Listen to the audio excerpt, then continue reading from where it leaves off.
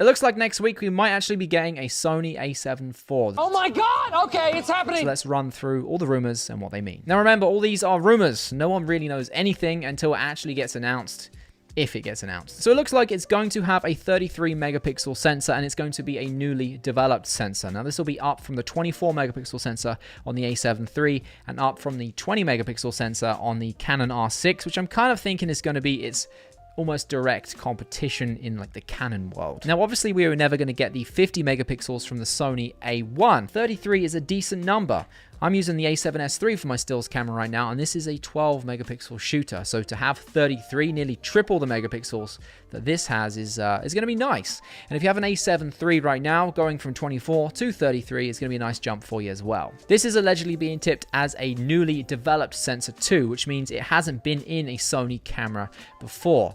Now, the A7 III was much the same as this, if I remember rightly. It was a sensor that we hadn't seen in the previous Sony camera, and look how well that did. So fingers crossed, newly developed 33 megapixel sensor should be good. Things are looking like it's going to be 15 stops of dynamic range, up from the 14 stops on the A7 III. And spec-wise, if we just look at it on paper, the A7S III has 14 stops of dynamic range as well. Now, dynamic range is important because it's everything that's captured in the shadows, everything that's captured in the highlights, everything between. But more importantly, if it's really harsh conditions out there, say a really bright sunny day, things might be blown out.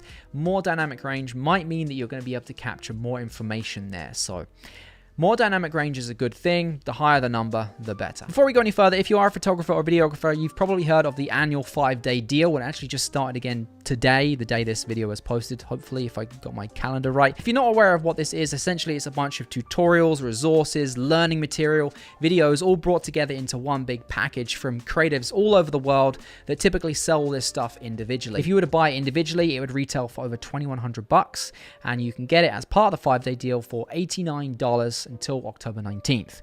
There's also a $10,000 giveaway in there with prizes from Peak Design and Westcott. There's so much material included in this package, I really can't show you it all, but I'm quickly flipping through the screen right now to show you what you can get included in this deal. And the 5-day deal does actually donate 10% of their profits to charity too, so there's a good cause aspect in there as well. You might be new to photography, you might be a seasoned professional having done this for years. Either way, it's good to continue learning things.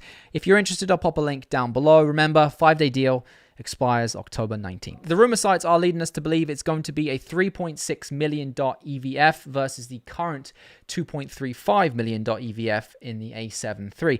Now, what is this? What does that mean? Well, basically, when you look through the EVF, which is this bit here to take your pictures, it's going to be clearer than what you're used to on the A7 III. More dots, more resolution, clearer image. Now, comparatively speaking, the A7S III and the A1 both have $9 million EVFs, and the A7R IV has a $5.7 million EVF.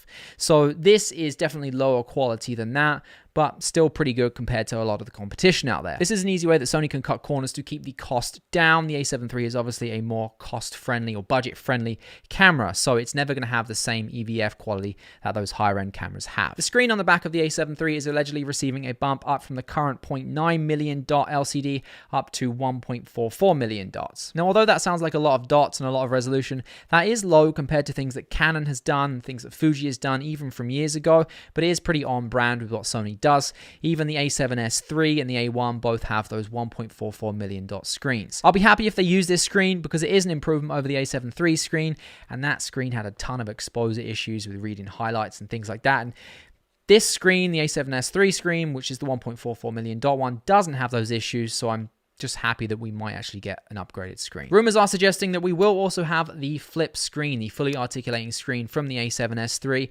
Not the same screen that's on the A7 III or the A1. Some people love this, some people hate it. I'm right in the middle. I think the flip screen is better for video, but not so much for photo. It can get in the way when you're using it for video as well, depending on the kind of work that you're doing. 4K 30 is being oversampled from 7K, and this basically means when you're looking at the 4K video, the amount of data that's in there is more than 4K. And we had the same thing with the A7 III. It was oversampled from 5K. We'll really know more about this when it actually gets announced. Fingers crossed. Here's an interesting one. Apparently, we're going to get 4K 60 10-bit 422, which means we're going to have 10-bit 422 very likely in 24 as well. I mean, I'd hope so anyway. But yeah, we're going to get it in 4K 60 with a caveat. It's going to be oversampled from Super 35 mode. Now, this is going to be potentially a deal breaker for a lot of people. Now, these are all rumors, remember, but if it is Super 35, that means a 1.5 times crop. So if you like to shoot with a 1635, that's now like a 24 to 52-ish. If you shoot real estate like me, and I shoot a lot of real estate at 4K 60, so I can slow down, like moving in and out of rooms, that kind of thing, and I use my 1635 all the time, that 16 isn't going to be 16, it's going to be 24. That is too tight. I need it wider, which means I need like a 10 to 11 mil to shoot at 4K 60 because of that 1.5 times crop. There's not a lot of 10 to 11 mil lenses for Sony full frame in autofocus. Manual focus, not a problem, but you're going to be limited in autofocus lenses. Again, it's all speculation, but these are things you should be aware of. If you are looking at the A7 IV, you shoot 4K 60, you want 10-bit 422, your existing lenses might not be a good fit for that. So something to think about. 5.5 stops of IBIS and active stabilization. Now, the active stabilization here is the thing that interests me the most because I use this all the time on the A7S III. I've talked about this in a video I posted, I think last week. I'll put that video up here for you. How active stabilization is so useful. You don't really need to have a tripod. You can hold it like close into your body like this and get really, really almost tripod-like stable shots. It's incredibly useful if you want to use a manual focus lens with it and have some stabilization in there as well. You can set the focal length. Active stabilization is really useful, and if the A7 IV has it, it's going to be a big deal. It's going to be really useful. Apparently the same body as this thing, the A7S III, and the same heatsink, and that would make sense. I haven't had any issues with overheating on this. Not a lot of other people have had overheating issues with this as well, so if it's not broken, don't fix it. Makes sense to use the same body design. I do like the body design in this. The grip's good. The buttons are placed well. We'll see, I guess. Same menu design as the A7S III, which is a good thing. We can be gone finally with the old Sony menus and just embrace the new ones. It also makes me think, will it be a touch screen or not? Or will it just be a regular screen? Maybe that's a way that Sony can cut corners as well. I don't use the touch screen in the menus anyway. I use the buttons on the back of the camera instead, but it's something for us to think about, and I guess we'll only find out next week. Price, $24.99 apparently. Again, no one knows till it gets announced. The A7 III currently is $19.99, and it was $19.99 when it got announced. It's been on sale randomly here and there. It's gone down a few $100s, but it's always hovered around that $2,000 mark. Now, the A7S III retails at $34.98, so the A7 IV coming in at $24.98 would kind of make sense. They can really keep the A7 III at its existing price, maybe shave a couple $100s off it, but the A7 IV goes right in the middle there. Doesn't have all the features of the A7S III, is better than the A7 III.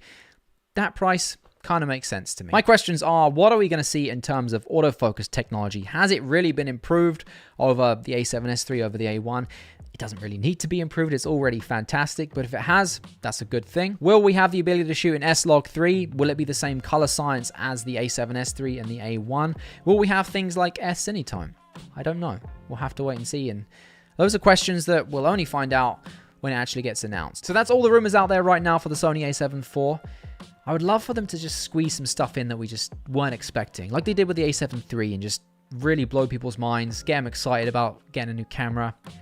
It's already going to be so hard to get hold of anyway with the chip shortage. So, yeah, I guess we'll see next week when they, fingers crossed, announce it. Thank you for watching today. I'll see you guys in the next one. Take care.